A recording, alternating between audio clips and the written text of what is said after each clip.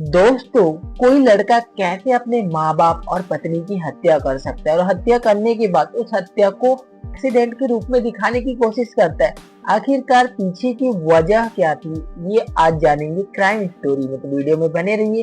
तो सबसे पहले आप चैनल पे नए हो तो सब्सक्राइब कर लीजिए एंड वीडियो कहाँ से देख रहे हो अपना प्यारा सा name and city name comment box में जरूर बताइएगा। जो आज की कहानी और घटना है जो कि उत्तर प्रदेश के मेरठ से लगे गंगानगर से है, जहाँ पे एक लड़का होता है जिसका नाम विशाल होता है। वह उसके पिताजी का फोटोशॉप का दुकान था, जहाँ पे वो मंथली 25,000 के करीबन कमा लिया करते थे। और उनकी पत्नी थी प्रभा देवी और उनका एक बेटा विशाल था। तीनों हंसी खुशी रह रहे थे। लेकिन 27 जून 2017 की बात है, जब विशाल अपने मम्मी प्रभा देवी को लेके कहीं जाते रहता है, तभी एक नॉर्मल सा एक्सीडेंट होता है। और एक्सीडेंट होने के बाद क्या होता है, जो प्रभा देवी होती है ना, उसके सिर पे छोटी सी चोट आ जाती। अब क्या है, विशाल जो है उसे नजदीकी हॉस्पिटल में एडमिट कराता है और एडमिट कराने के बाद कुछ ही दिनों बाद वो फिर मर जाती है। अब मरने के बाद जो है उस हॉस्पिटल से और जो पुलिस की कार्रवाई होती है वहां ठप पड़ जाती है कि ये नॉर्मल से एक्सीडेंट है बोल के ज्यादा जांच पड़ताल नहीं होता है। और जो उसके मम्मी के नाम से बैंक में बीमा था, जीवन बीमा कह लो या फिर और भी कुछ जो की दुर्घटना बीमा होता है, तो उसके लिए उसे 25 लाख रुपए मिलते हैं। उसकी मम्मी का डेथ होने के बाद 25 लाख रुपए किसे मिलते हैं, विशाल को मिलते हैं। अब विशाल की लाइफ अच्छी खासी चलने लगती है। अब कुछ ही सालों बाद 2022 का टाइम चल रहा था, तभी उसकी पत्नी जिसका नाम एकता था, उसका अचानक से तबीयत खराब हो जाता है। तबीयत खराब हो जाने के बाद क्या होता क्या है कि उसको भी वो हॉस्पिटल में एडमिट कराते हैं और उसके नाम पे भी जीवन बीमा होता है, जो दुर्घटना बीमा कराया होता है विशाल।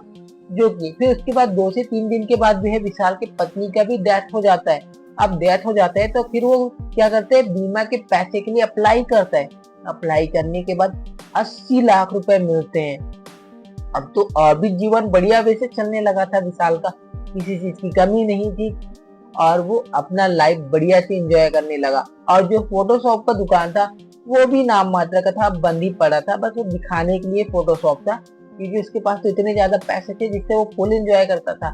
अब आ जाता है 1 अप्रैल 2025 की बात है। अपने पिताजी जिसका नाम मुकेश होता है, उसका तबीयत खराब हो जाता है। और जो पहले वाली उसकी बीबी थी ना एकता, जिस हॉस्पिटल में उसकी डेथ हुई थी, उसी हॉस्पिटल में क्या करते हैं, फेमस हॉस्पिटल का नाम है आनंद हॉस्पिटल, वहां अपने पिताजी को एडमिट कराता है। और कुछ ही दिनों बाद उसके पिताजी का भी डेथ हो जाता है। और इस बार उसके पिताजी के बीमा राशि हुआ था जो कि था 50 करोड़ का और 4 महंगी गाड़ियों का लोन। 25,000 कमाने वाला आदमी इतना बड़ा जीवन बीमा या फिर कुछ भी कह लो वो कैसे कंप्लीट कर सकता है, और ऊपर से 4 लग्जरी गाड़ी का लोन भी था। अब क्या था, जो बीमा कंपनियां होती है वो इसका स्टेटमेंट देखती है और स्टेटमेंट देखने के बाद वो क्या करती है, पुलिस थाने में कार्रवाई करती है। लेकिन पुलिस जो है तुरंत एक्शन में नहीं आती। अब होता क्या है, इसका खुलासा उसकी पत्नी करती है। आखिरकार विशाल की 4 पत्नियां थी, पहले का मौत हो गया, 2 भाग गई, उनका पता नहीं है। लेकिन जो चौथी वाली थी उसके नाम पे भी ये बीमा कराने की कोशिश करते हैं, फेक आईडी थे। तो इसको डाउट लगता है और डाउट इस बात की होती है, जब विशाल अपने पिताजी की हत्या करने जा रहा था तो अपनी पत्नी को बोलता है कि तुम मेरा साथ दे दो।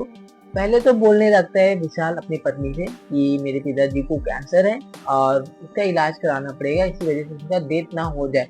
लेकिन पत्नी को लगता है कि नहीं, उसका तो शरीर स्वस्थ है, हमें किसी और जगह दिखाना चाहिए डॉक्टर को, ताकि सही चीज पता चल सके।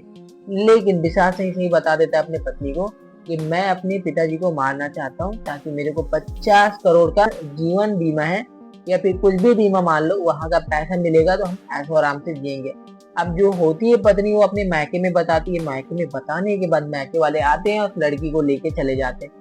अब वो क्या करती है, अप्लाई करती है योगी आदित्यनाथ को, एक लेटर लिखती है, पुलिस वालों को भी लेटर लिखती है। और जैसे ही ये लेटर पुलिस वालों को हाथ लगती है, तुरंत एक्शन में आ जाती है। और एक्शन में आने के बाद जो बीमा कंपनियां होती है वो भी अप्लाई किए रहते हैं, उनका भी खंगाला जाता है। और खंगालने के बाद फिर क्या होता है कि कोई 25,000 कमाने वाला 50 करोड़ का जीवन बीमा कैसे करा सकता है, और वो भी लग्जरियस गाड़ी का कैसे लोन क्लियर कर रहा है, वो भी 25,000 कमाने वाला।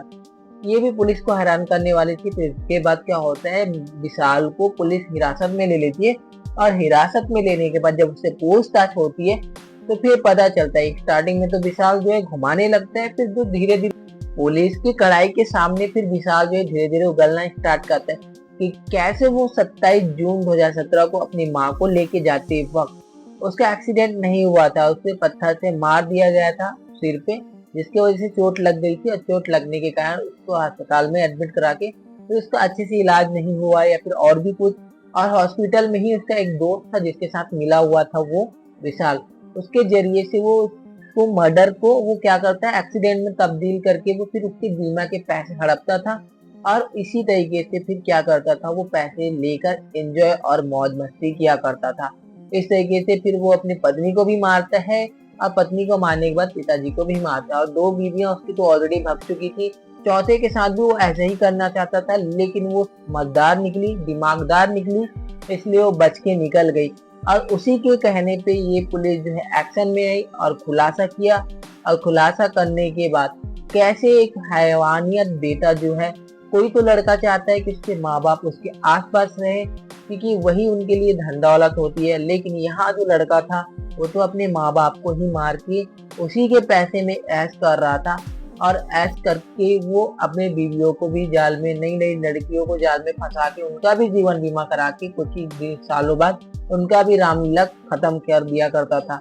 कहानी और घटना यही तक था जो कि मैंने आपको सुना दिया। बाकी ये कहानी और घटना सुनाने का मेन मकसद वही है, किसी को डराना नहीं था, बस आपको एजुकेट और सतर्क करना था ताकि आप ऐसी घटनाओं से अवेयर और सावधान रह सके।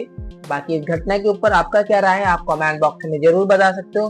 बाकी चैनल पे नए हो तो सब्सक्राइब कर लीजिए, एंड वीडियो को ज्यादा से ज्यादा लाइक एंड शेयर जरूर कीजिएगा ताकि और भी लोग जागरूक हो सके। बाकी मिलते हैं नेक्स्ट वीडियो में, तब तक के लिए खुद खुश रहिए और अपने फैमिली को भी सतर्क और सुरक्षित रखिए जी।